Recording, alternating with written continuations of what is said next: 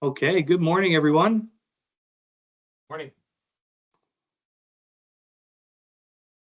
We're going to get rolling here shortly. We are expecting a number more folks to register, or not register, sorry, to sign in, and then we'll get going probably just in the next 2 minutes here. And while we're doing that, I am going to boot up and share my screen to get things started.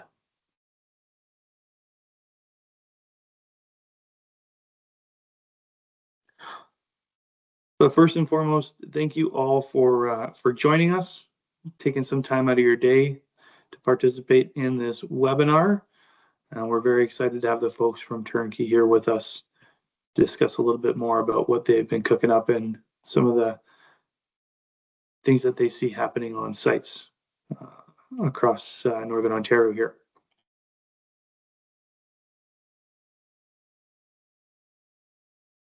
You know what? We've got 40 people here, so let's get going.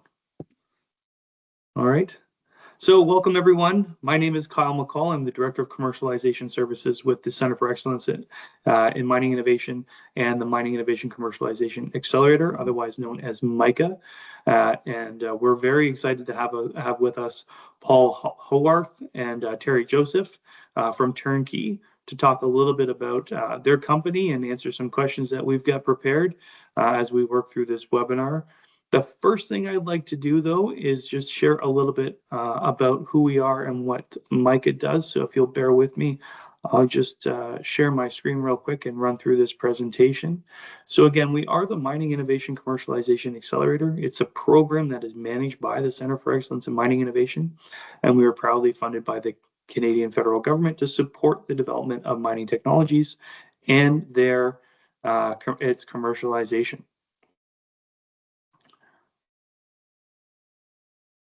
Again, we're a pan-Canadian ecosystem initiative designed to modernize mining and strengthen the Canadian mineral and metal supply chain. We operate a network with partners across Canada. We've got the Bradshaw Research Initiative for Minerals and Mining out of UBC on the West Coast, Innotech Alberta, providing support in Alberta, Saskatchewan Polytechnic there with us in Saskatchewan. CEMI covers Northern Ontario. We do have a new partner in Quebec called Ethos Strategy that we can connect you with there, and the College North Atlantic covering the Atlantic provinces, because there is a fair bit more mining activity happening out there. We have a funding program. To date, we have supported 75 projects with the companies that you see here. Very excited about the projects that we have supported and their outcomes. We should have another call for proposals for funding sometime next year, so stay tuned for that. Again, we operate the MICA network. Currently, we have over 140 SME members, of which Turnkey is one. Over 300 activities and events over the last several years that we've participated in or organized ourselves. We have 6 mine operator members. That includes Nutrien, BHP, Agnico Eagle, Teck, IAMGOLD, and New Gold. We've issued 7 mine operator challenges. We've participated in 10 global trade missions, and we have several international commercialization agreements in place with associate members. That's me. That's my contact information. If you're interested in learning more about MICA and what we do, I'm happy to have a conversation. But of course, I'm not here. I'm not the one you're here to hear from. You're here to hear from the folks at Turnkey. So I will turn it over to Paul and Terry to introduce themselves and run through their deck. Awesome. Thanks so much, Kyle. Terry, why don't I introduce myself, then you can take over with the deck. So good morning, everyone. Thanks again to CEMI for putting on this webinar. I'm Paul Howarth. I'm the CTO for Turnkey Communications and had a long career in telecom outside of that, but really excited to be part of Turnkey now and part of this webinar. So good morning to everybody. Terry, over to you. Hi, good morning. My name is Terry Joseph. I'm the president and CEO of the Turnkey Group of Companies, which we have 3 or 4 different ones, but very happy to be here today and to discuss, some of the items that the mining industry incurs in developing technology above and below ground and facilities that they run. So, just pretty excited about it. Okay, and Terry, are we going to run through the deck, or are we going to? Yeah, I think Kyle's going to put up the deck for Turnkey, so he's going to get that on the screen and share that, and then we can run through who we are and what we do.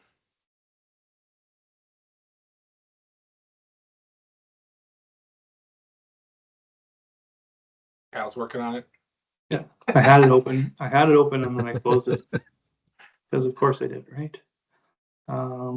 Sorry, 2 seconds, gents. There we are. Everyone can see that. Awesome. So, Turnkey has been designing and delivering communications infrastructure across Canada for over 3 decades. In one way or another, the mining industry has been a big part of our communication or our company.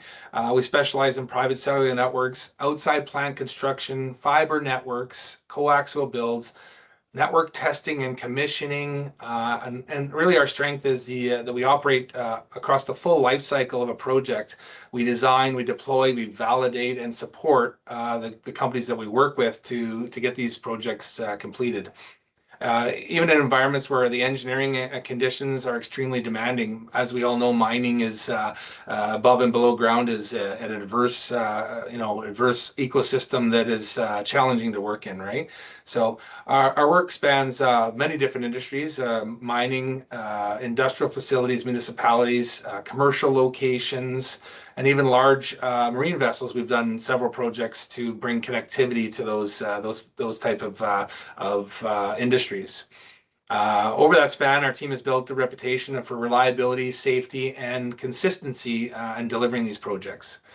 What sets us apart is our ability to take complex environments and translate them into engineered field-ready projects. So we can take it from the beginning of the client asking us to get involved, and they have an idea of what they want to do. We can design it. We can give our professional advice on how it can be implemented into the field, and then we bring it right through to completion. So,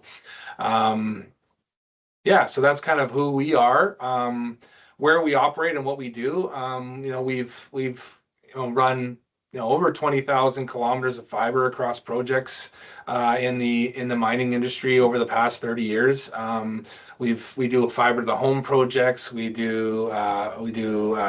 work in Northern Ontario, Manitoba, Quebec.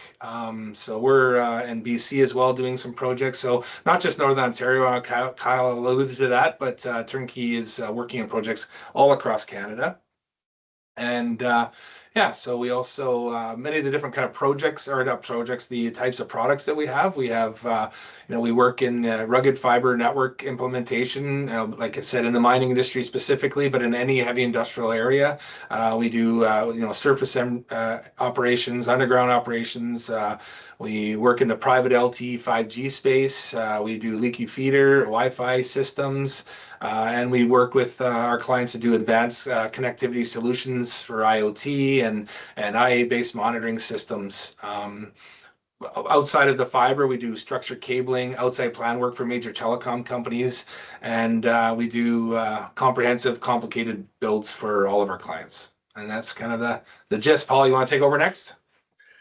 Yeah, actually, Terry, I just want to make a comment. One of the things I've learned since joining Turnkey is that, the experience in building out residential and neighborhoods actually really translates into underground mining in particular, right? Because they are kind of like neighborhoods, and you don't want to design those networks like a traditional enterprise one, which is kind of my background. You really do want to lay it out like a neighborhood where you have FOSCs and things like that. So I just wanted to call out that our experience in residential has actually really helped build some of the most leading edge underground fiber networks, Terry. Paul, you're totally correct. We've taken away from the traditional building of underground mining and changed it into that that style of topography so that we can have full, backhaul distribution underground, so that they can have multiple breakout locations, multiple types of products or facilities, whether it's life safety or network or whatever it may be, can be utilized on that same backbone. And redundancy has been the key too. So major telecom has proven that the redundant rings. When they have a cut, they can still have the communications, and we take that into our underground designs as well. It's been commonplace for us now. Yeah, so it was super interesting for me to learn about that. And as Terry mentioned, we're also involved in many cellular projects, both on the public side on site with mining, and we're also engaged in developing private cellular networks, which is a big part of the background that I brought to Turnkey when I joined. So we did deploy for one of the operators in the Onapping facility, the 3.5 5G, native 5G underground as a test bed. And so we've got the experience not only in mounting the radios, but also doing the fiber optics and working in that type of environment. So we really bring the turnkey solution Great name. to our customers and give them the complete background. Oh, perfect, Kyle. Thank you. There's a couple of pictures showing. In this particular case, those are called strand mounts. Actually, were used for another use case on the surface. It's another good example of bringing something from residential construction to the underground environment. You can see mounted just below the ceiling there. You need a bit of an air gap. And we were able to provide both 4G and 5G full cellular communications throughout the NORCAT underground facility. So it's a great place to go check that out. And you'll also see the leaky feeder antenna systems installed at the NORCAT facility as well. So almost all of the innovative things we see going on inside mining require highly robust, scalable communications infrastructure. And that's really kind of where we specialize. Yeah, and the customization, honestly, Paul, you said you brought that strand mounts, but we had to customize to the environment to be able to mount these particular pieces of equipment into a mine, because obviously the drifts and those things are like they're not consistent like a regular commercial building or strand mount. So we built and customized the mounts to be able to be put into that application in a mine. So exactly. Okay. All right, back to you. I think Terry, for this one, or do you want me to cover? No, I mean, I think we're good here. So, I guess the question is, why do many mining tech pilots fail underground? And I think most of the reasons that they fail is because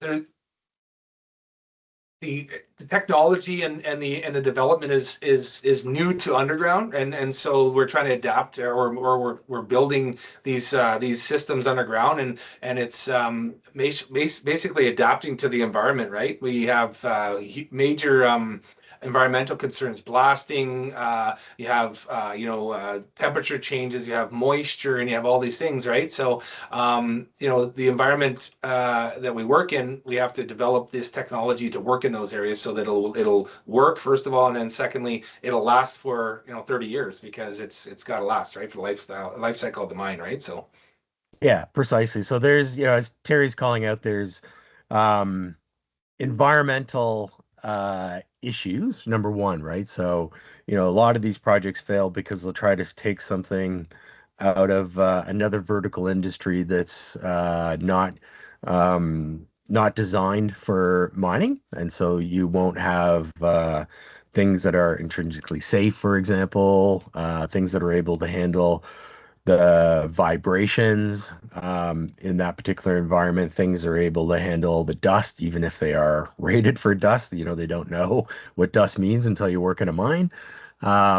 Things that are able to handle massive power fluctuations. There are power resets and all kinds of things. So there's a lot of technical reasons, and so you need to take care when working with technology and mining that it's really suitable.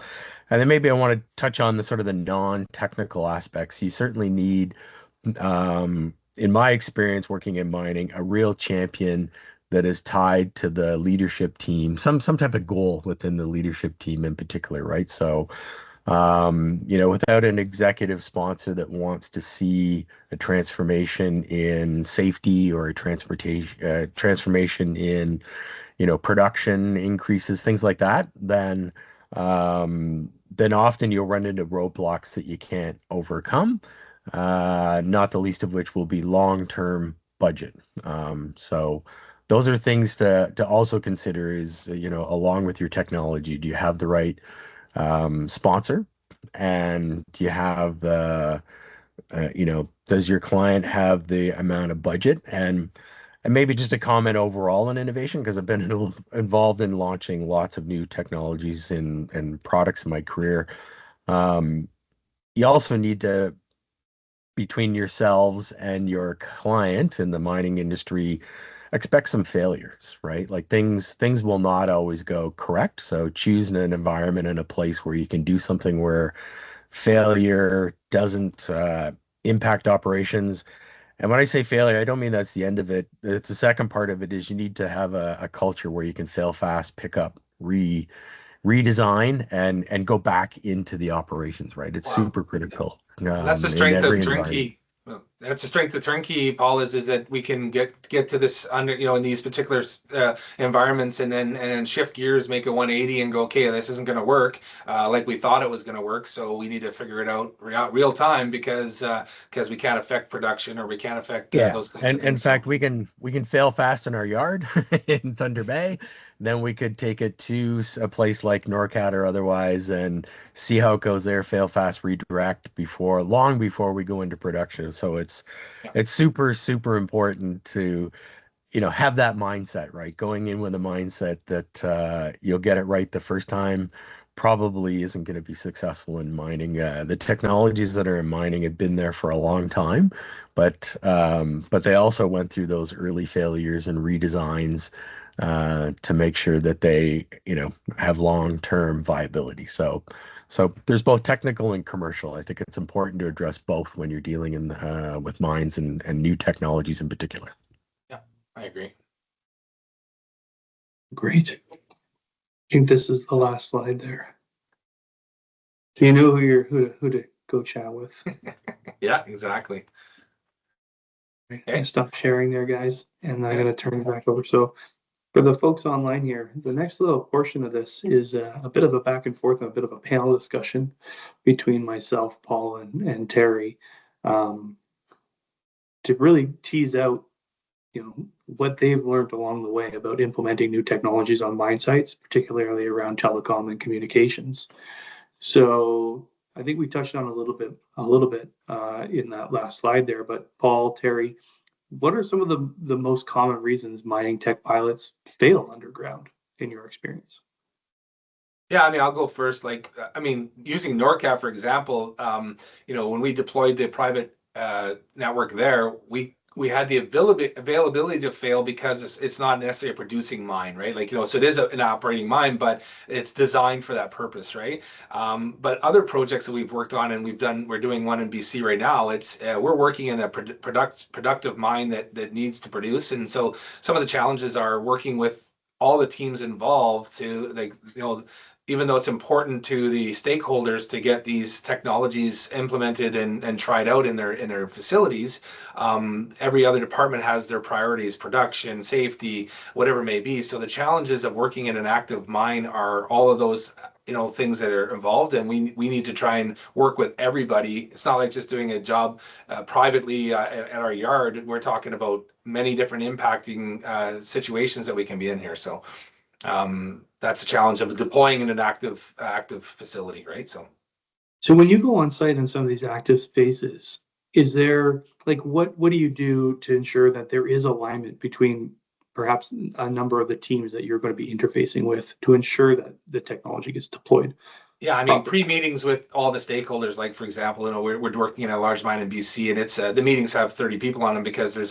a lot of people involved to make the success, right? From warehousing to electrical to management to the safety department to production people, because everybody has their own departments they got to look after. So coordinating is the key. To run 200 meters of cable, like say leaky feeder or fiber in an underground mine, it takes a team of people and all the departments to even run that. So when you're deploying a full private network, in this case, if we're talking about that's going to be on all the levels and stuff, the commitment level of working in these environments for everybody involved has to be high. Like there has to be commitment for the project for everybody to be involved, right? So Yeah. So Kyle, the challenge in particular for the smaller innovators out there, right? I'll give you some advice would be some of the failures are just not having project management, right? Like a large scale company might have. So project management, Terry, you touched on, that's really important to have a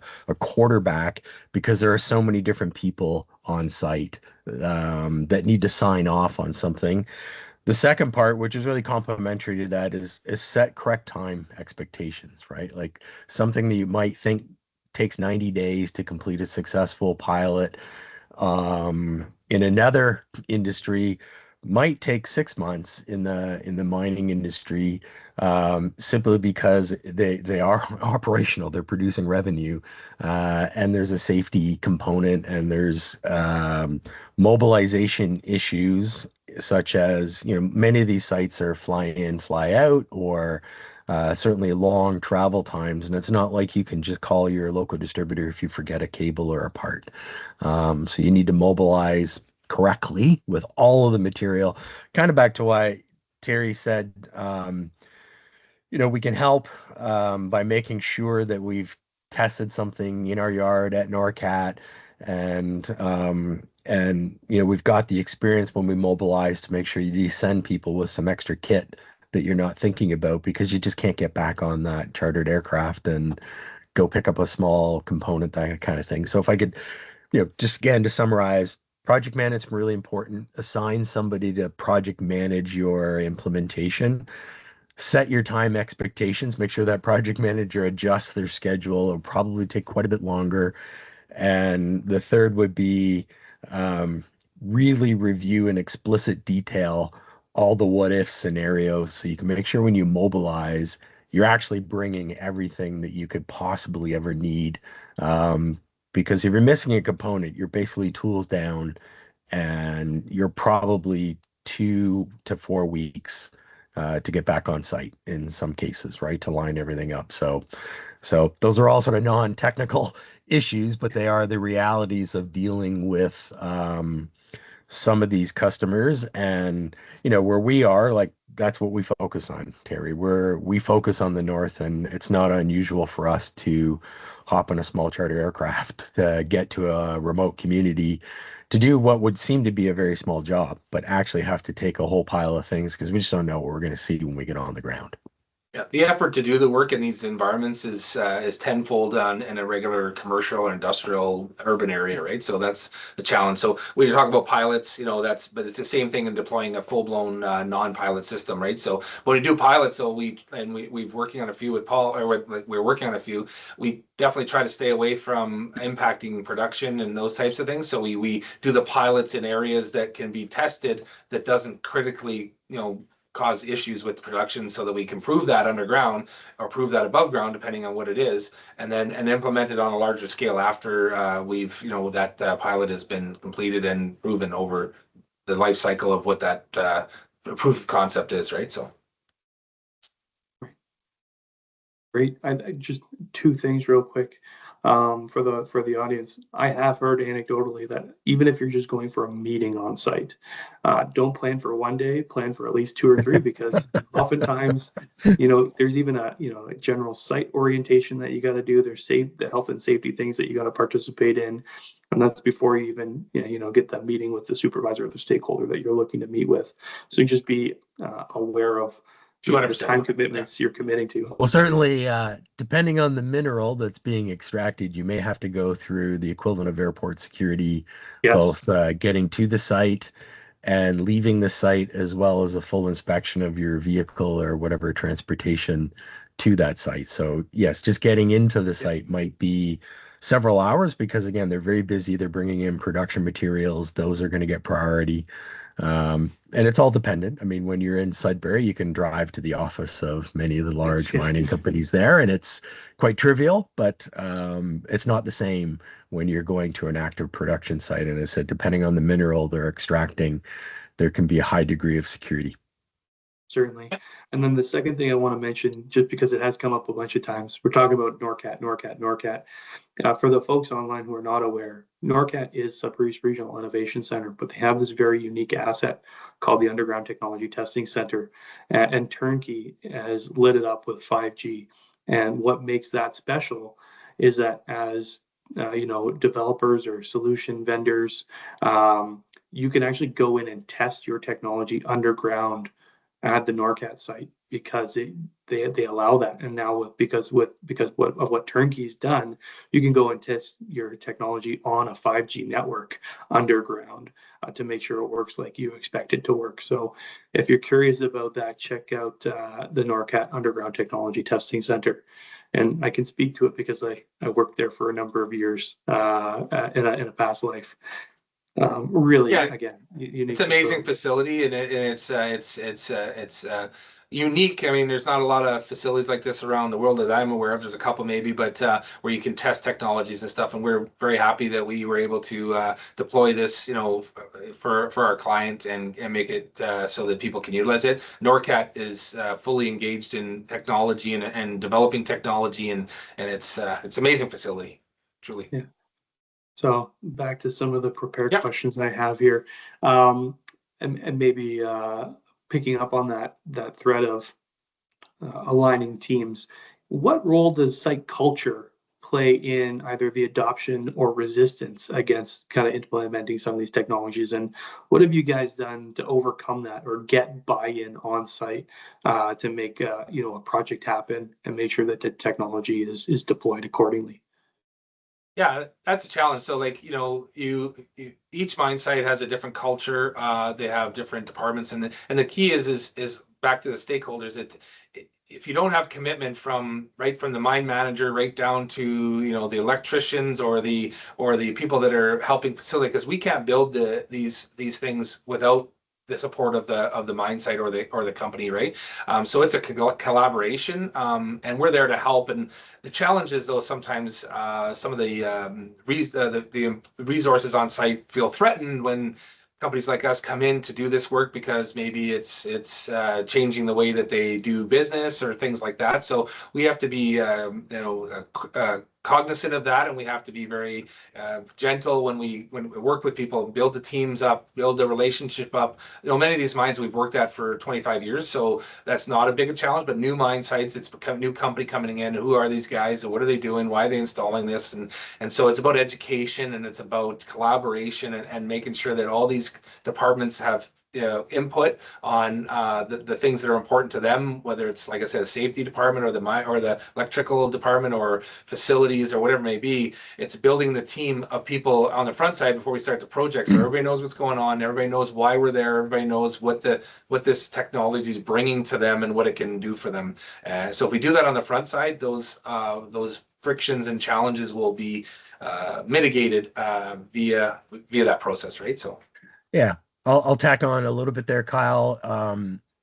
Really important as well to have all of the proper safety credentials and be aware of have taken the training. There's usually site training for safety. No one wants you on their site if they think you're a risk to themselves or yourself on site. Again, we specialize in having basically every safety, drug and alcohol testing, whatever they require. So that's kind of one, make sure you've got the proper safety credentials. Two, obviously the correct PPE, and it's different for every single site, has a slightly different required, particularly when it comes to safety boots. I've learned I have 3 different types of safety boots, depending on the mine site's requirements. And then lastly, a shout out for NORCAT again. learn some of the language if you can of mining. They use terms like stope, drifts, lockouts, things like that.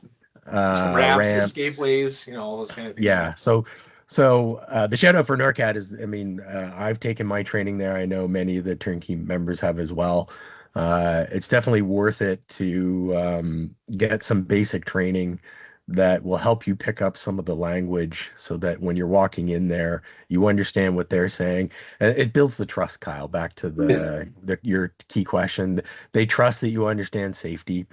Two, they trust that you understand what they're doing if you understand their terms, and they see you or hear you using their language when you get to the site, right? And it's not to say that miners are going to throw you out if you use the wrong word. They understand that people coming in and innovating art.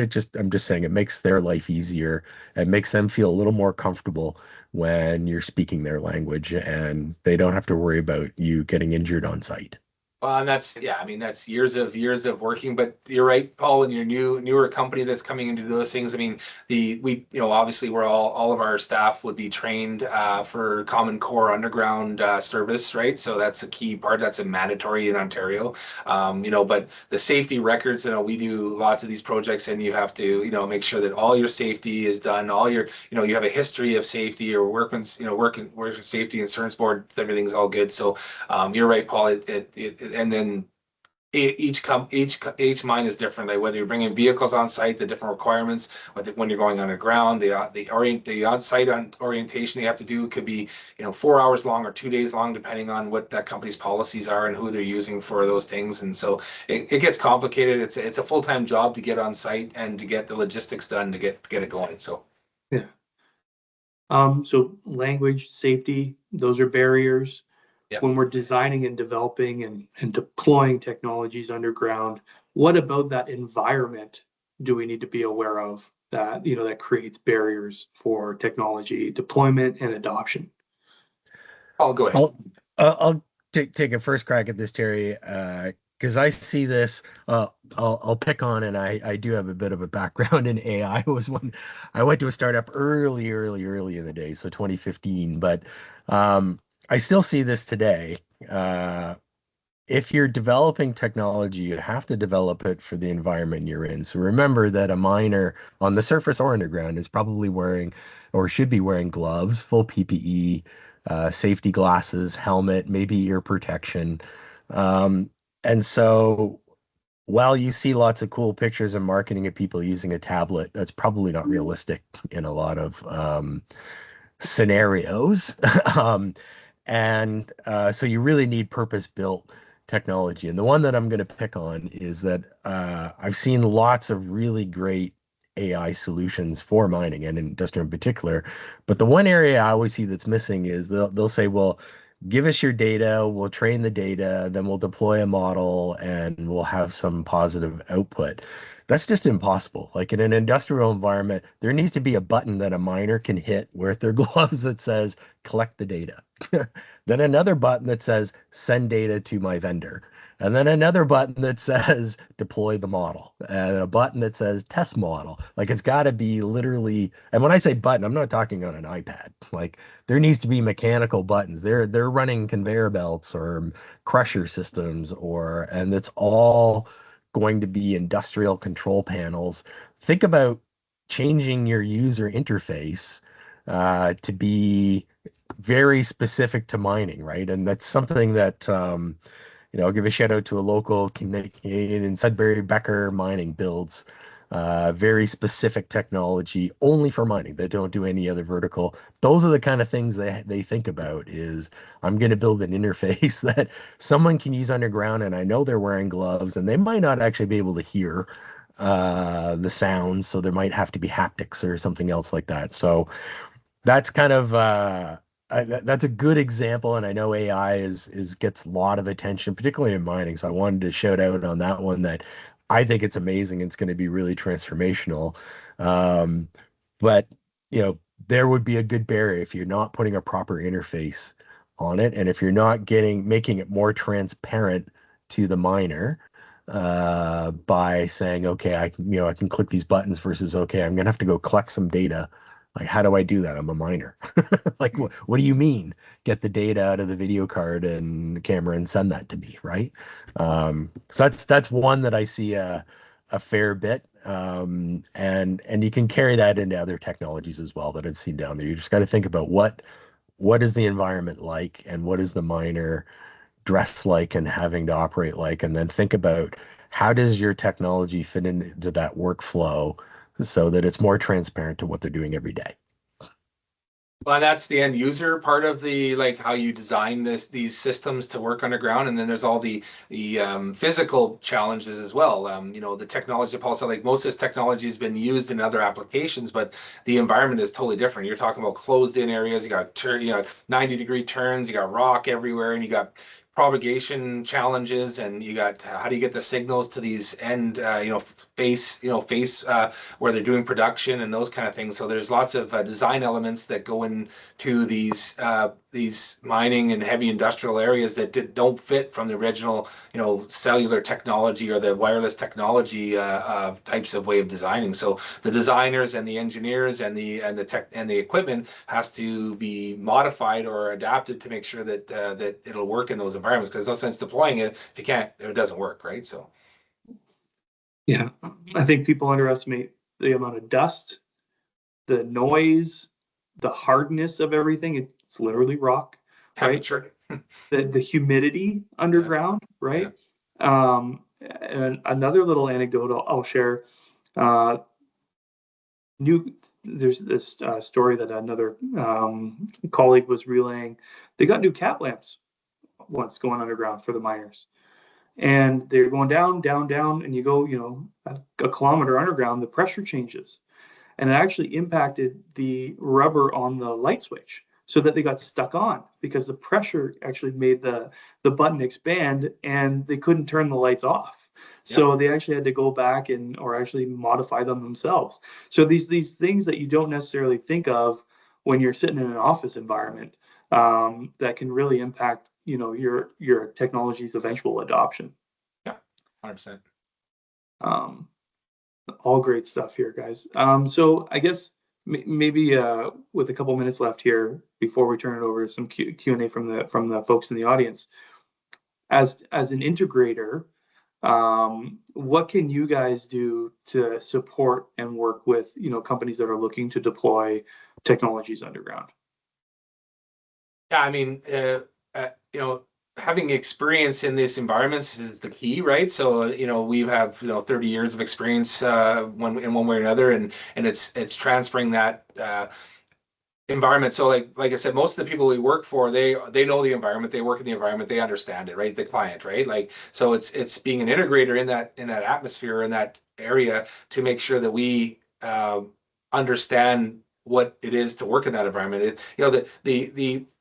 The placing of the technology isn't the challenge. It's working in the environment, to do it, right? So, how do we get from point A to point B when there's trucks driving around or this and that? How do we safely get up to the top of the drift with lifts, and how do we secure this technology in these environments? So, becoming a miner as an integrator is the key. Like, so we have to think like mining employees, that how do they work in this environment. So that that experience for us is the key to our success. That's how we successfully deploy these. We don't think like a telecom integrator when we're doing these deployments. We think like a mining company or person, right? So that we can work in that environment. Paul, anything to add on that? No, I mean, Terry said it succinctly. We can definitely help with our experience.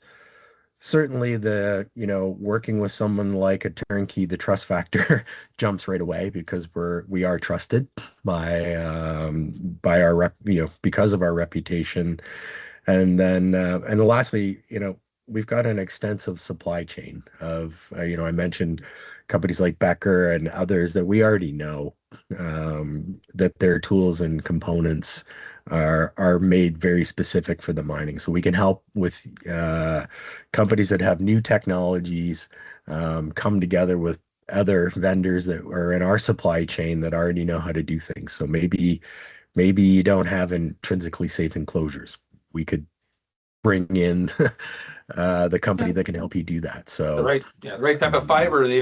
We've developed over the years different style of fiber from our suppliers that works in a mining environment. Those low smoke, zero halogen, type of cables that we've helped the manufacturer develop over the last 25 years to deploy in these environments, right? Double jacketed, shielded, extra protection, those kind of things, right? So I'd say, we bring the trust factor and we bring an extensive supply chain of other complementary component, vendors that are purpose built for mining, right? So maybe another question then would be, what kinds of technologies have you been most successful working with and integrating? The sky's the limit. It's hard to say one or the other. I mean, you never deploy one thing, but we've done everything from wireless communication systems, everything from antennas to the radios to the Cat 6, Cat 5, the fiber, as Terry said. So it's hard for me to pick one out. It's really project specific. I would say we're most successful when we can find products that are built for mining. If I could go back and be generic, the things that take the longest are things that aren't built for mining that we then have to adapt to a mining environment. And there are things that are similar. Like we've got, I can think of one now I was helping on. It's an antenna that's actually designed for a subway system. And you think, hey, this is perfect, right? For a mining environment. It's already built for a subway. But again, it's not built to get hit by a bucket truck when somebody's doing mucking. And a subway is very predictable where that car is going to be every time. And so there's a bunch of design work and mounting customization that I have to figure out because it's not purpose built for that environment to get super snug and tight to the ceiling. It needs a bit of distance. So generically, things that are built for mining go really well. Things that aren't built for mining take customization that takes time, and you probably won't get it right the first time, which is what I stressed at the beginning. Be prepared that it's probably going to get knocked off the wall, and you're going to have to go think of something different. Yeah, and I think the key, like for us, like so, when you look at these underground networks, the key or the backbone is the fiber for sure to feed any of the technology, whether it's Wi-Fi, if it's private networks, whether it's radio communications, to get that infrastructure underground and we're really good at the fiber. Like we're good at everything else, but fiber is our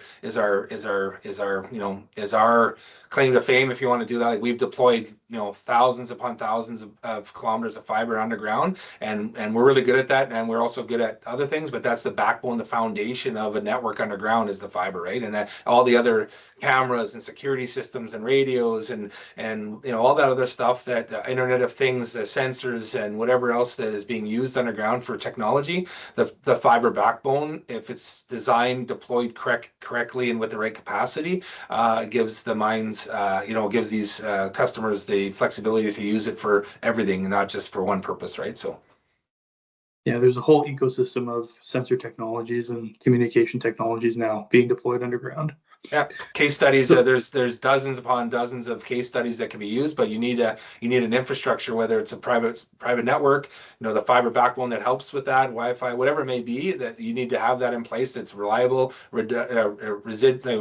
robust, and that it will actually work. Because if you don't, then it all falls apart, right? So. Well, so maybe this is a good segue. So you guys see a lot of different technologies being deployed. What do you think, which technology do you think will matter the most over the next 5 years?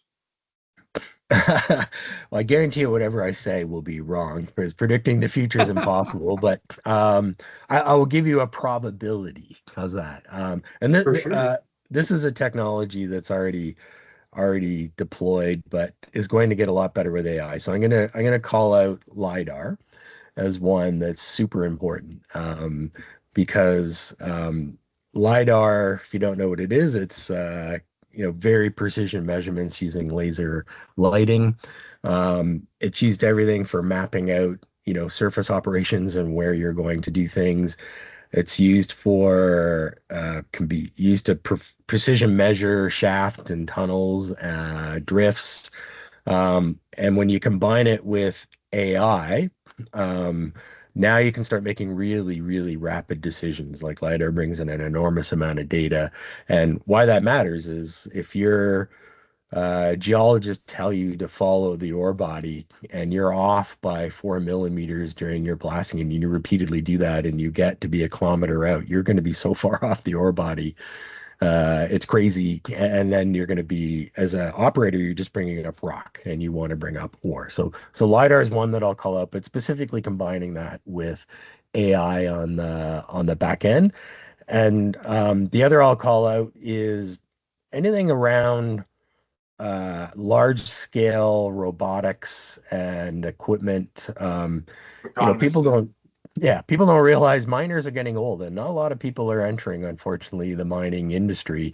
I think the average age someone told me was late 50s in mining. So 5 years from now, Kyle, a lot of those miners are going to be retired. And so my prediction will be that there will be more things that allow automation, maybe getting people underground faster in that could be a monorail that's automated, that could be automated trucks and vehicles, that could be, better conveyor systems. I'm not sure what it'll look like, but I do know that if there's no more people coming in on the front end or not enough, that there will have to be more automation for sure in the future. That would be my prediction of probabilities, Kyle, but I stand corrected in 5 years when we do this again.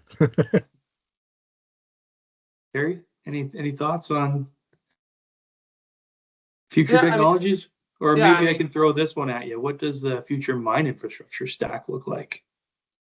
Yeah, I mean, obviously, to put in perspective, 15 years ago, we were running 6 strand or 12 strand fiber backbone in mines. We're doing dual redundant 288, fiber backbones through the whole mine to be utilized for technology, whether it's seismic, or it's, communications, or it's life, or, whatever it's used for. The future of mining is technology heavy for sure, right? And the only way to do that is to build that infrastructure to survive for the next 30 years, because you don't want to keep running more and more and more and more infrastructure, right? So looking to the future, the Internet of Things is going to be, like Paul said, like it's automation, it's monitoring, it's remoteness when it comes to many different things, data transfer from LiDAR that gets to the surface immediately, so they can adjust blasting the same day instead of a week from now. So the technology that's going to go into these facilities is over the next 30 years is going to be, and that comes with connectivity. So whether it's private networks, cellular technology, or if it's hardwired fiber to devices, or Wi-Fi. I have a different philosophy on Wi-Fi, but some people still believe in it, and it has its place in certain areas. But the technology that's going to go in is connectivity is going to be king, in my opinion, to move forward for the technology that needs to support it. So connectivity is going to be the key underground. Great. Yeah. Lots of opportunity there for Turnkey as well then. Yeah. I hope so. Yeah. Well, fantastic. Thank you, folks. Thank you, Paul and Terry. I do want to now turn it over to the folks online for the last 10 minutes here. If you've got questions, please feel free to put them either in the chat or the Q&A. Yeah. And I do want to get to this one from Janice, who is actually from one of our partner organizations out on the West Coast at Brim. So, hey, Janice, thanks for tuning in.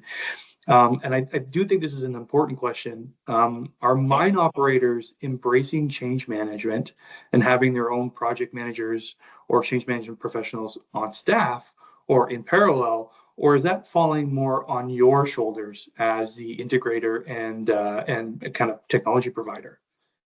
Well, and I like the question.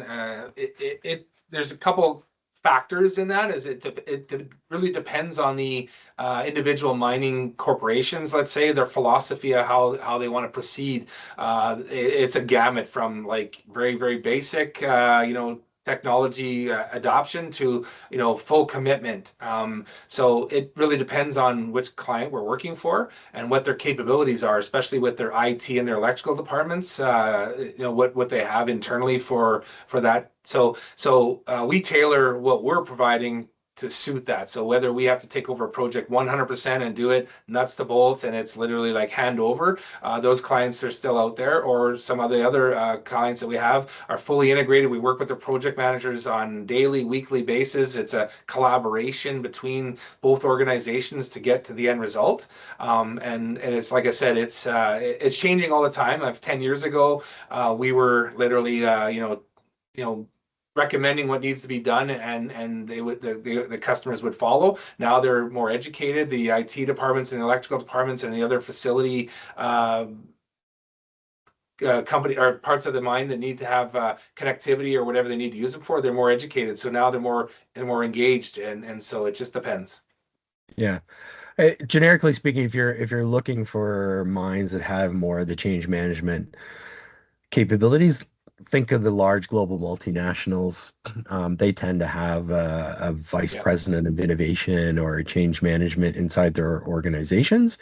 The smaller operators tend not to have those people. They may, so I don't want, it's not complete black and white. And then it also comes back to the kind of comment I made earlier. It depends what they're taking out of the ground, right? So pulling gold out of the ground at the current price of gold, those mines tend to have more assets and resources to play with. Um, you know, Taking out iron ore, those type of operators tend to be highly efficient. And then the last comment I'll make is that even if a mine corporation at head office has a change management organization or an innovation organization, the mines themselves run independent, generally speaking. There's a general manager. They're responsible for the productivity and the safety of that operation, and they tend to be to do whatever they need to do. They'll take the advice of head office on innovation, but they don't have to adopt it, generally speaking. Okay. So I guess internally at Turnkey, do you guys employ change managers or project managers? Just 100%. just cause, just in case, I guess. Well, no, wait. Yeah. So we assign project managers to any major project. Well, not even any major project. To be honest with you, any project. It doesn't matter the Yeah. scale. Somebody that can lead the communication with the client, obviously, and organize procurement of materials, workforce, work with health and safety on the mine sites, work with all the departments to make sure that project management is one of the major foundations. It's not if, it's for sure. Like we have a project manager, whether, we have several on staff that did different specialties, and we employ them on every project. It's not just every time, no matter what. So I guess the takeaway here for any of the companies that are looking at getting into mining is make sure you've got that talent or those skills in your company, or think about Yep. getting them as part of your company. It's key for success, no matter what. You need to have that liaison with the client, that not at a worker level, but at a project management level. All our clients have project managers that are dealing with it on their side. So you need to have that skill set, that kind of experienced person that has the training and the knowledge to do that. And sometimes that's a challenge. Finding good people, we know post COVID is a major challenge. So we're constantly on the hunt for qualified and for talented people to do those. So we do have a couple questions coming in from the Okay. Q&A here. This one from Asta. You spoke a lot about mine operators, owners, and SMEs. What role do First Nations communities play in the adoption of new technologies in mining, and how should they be engaged in that process? I'll let you take that one, Paul. Sure. They're front and center is the answer there. And we do a lot of work in the First Nations communities, and we always go out of our way to keep them engaged. So you have to remember that, most of the mines in the northern part of the country anyway are operating on First Nations lands, and they have agreements with those nations prior to starting their operations in the first place. And it's good to understand what they what the obligations are, because generally there's obligations on the mining organization to employ First Nations. There's also obligations to do things in the environment. There'll be a set of obligations, it's a great question for somebody who's trying to get their innovation into a mine to ask because it's often the CEO's responsibility um, to deal with nations and make sure that those agreements are in place and that they're honored. And in my experience, they take it really seriously, like very seriously. It's not on the side of their desk. Um, so it's a great question. We engaged with many different First Nations organizations depending where we're operating. It's an obligation to do business with them in a lot of cases in the communities we work with, and we do that gladly. And often there's an obligation to give back through some type of transfer of knowledge where we can to those people so they can operate some of the technology on our customers' behalf when we leave those areas. So it's a great question. We Yeah. engage them everywhere and anywhere that we possibly can, the nations, and you'll find varying degrees of engagement, just like we said with the mining. It really depends where you are, and the extent that the mine is impacting their territories. Yeah, and just to quickly, I know we have more questions, but to add to that, we've outside of mining industry, I mean, we've developed a consortium of companies to help bring connectivity to all these remote communities or First Nation communities that don't have those things. So we've developed a consortium that really takes it from feasibility to funding applications to design, engineering, procurement, construction, and after service for billing and serviceability and stuff like that. So we take that engagement super seriously, and we've built this consortium outside of the mining industry for the fiber to the home, let's say, for this example, to help First Nations get connected to broadband. So Yeah. Yeah, it's actually a whole nother area where we've built trust, just like we yeah, did with the mines on safety. yeah, We've built trust with many nations, Indigenous nations, to make sure that they're getting, you know, the same great technology you can get in the south part of the country. I'll say that, yeah, and we often just give them, they call us for just a quick answer on this and that, and we're happy to answer their questions and keep them engaged. yeah. Fantastic. One question here, I do want to get maybe two more here. Well, lots of questions coming in here right at the tail end. But what challenges and tools do you face with coverage predictability underground with some of these communications networks? And what are you using to manage it? So the question here is, above ground, you would use a heat mapping type of software. Is that similar to an underground environment? Short answer is no. Um,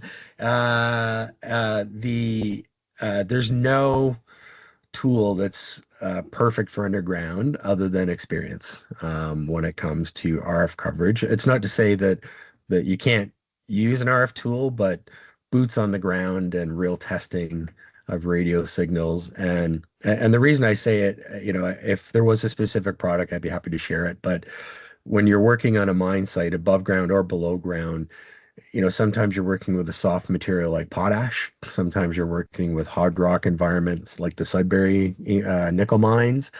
The material that is the basis of the mine really impacts the radio propagation significantly, sometimes really positively, sometimes negatively, and that's just experience. And unfortunately, there's not a tool out there that sort of does all of that perfectly. It'd be great if there was, but there unfortunately there just isn't. And maybe the last one we'll get to, just to give a sense of how communications technology and this infrastructure is rolling out across Canada. The question here comes is, how many Canadian mines are currently equipped with underground 5G? And maybe not just underground 5G, but how many, open pit and other mines are you seeing move towards private LTE and 5G?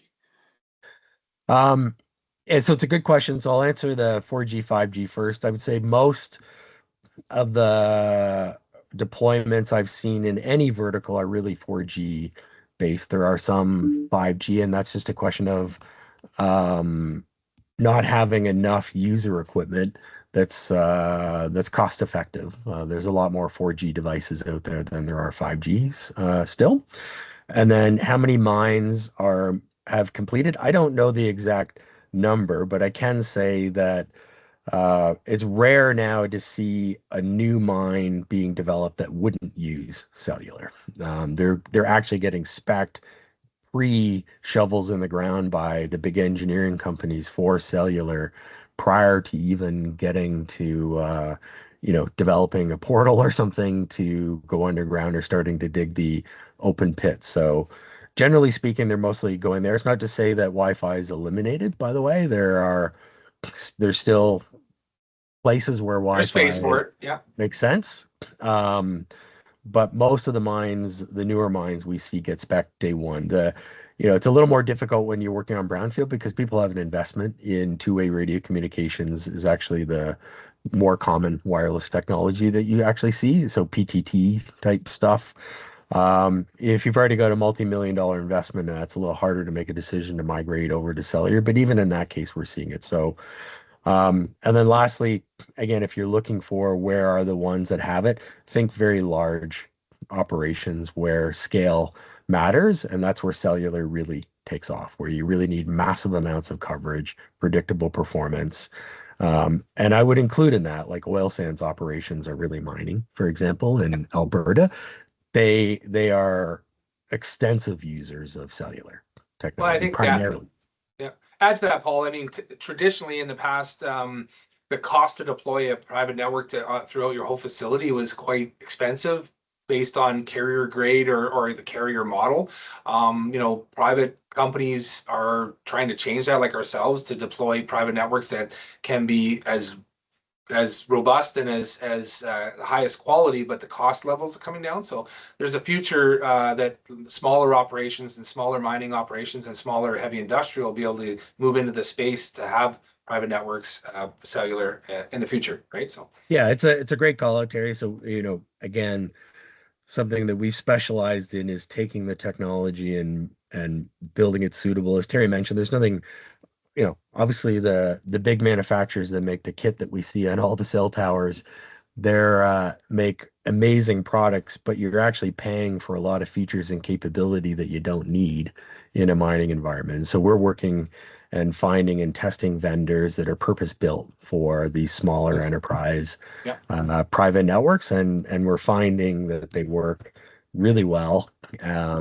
They don't have all the features. I've already mentioned that of some of the big cell tower type vendors, but they're perfect fit for what somebody's trying to do on a mine site, and therefore a little bit more cost effective because they don't have features. You're not paying for features you're not using. right. Yeah. Great. Yeah, I think with the industry moving towards more and more autonomous operations, teleremote equipment or autonomous equipment, people are building digital twins of these things, the sensor technologies that are proliferating across sites. There's no escaping the need for connectivity. And I think, what you guys are doing here with Turnkey as an integrator and supporting the adoption of these technologies across mine sites is an important role. And so I want to thank you guys for your time today and sharing your insights and sharing a little bit more about the work that you do and what you're seeing across the industry. It's been great, and it's not often you get this firsthand experience and be able to relay those insights. So very much appreciate your time today. It's great having. Thank you. Yeah, it's great being on it, and we appreciate your time as well. And hopefully, there's some information that was transferred that's useful. So awesome. And if you want to get in touch with the folks at Turnkey, maybe I don't know, Terry or Paul, you want to pop your website in the chat there, but I'm sure a quick Google search would turn them up pretty quick. Yeah. So Terry and I are both on LinkedIn, but I'll make sure I pop the website into the chat here in less than 2 minutes. All right. perfect. And thank you again, everyone, for tuning in. We appreciate your time and your attention, taking the time out of your days to participate in this webinar. And again, if you're interested in learning more as well about the MICA network and what we do to support the adoption of new technologies, happy to answer those questions online or in my inbox. All right. Thank you so much for you, everybody's folks. time. Thanks, everybody. Have a Take great care. week.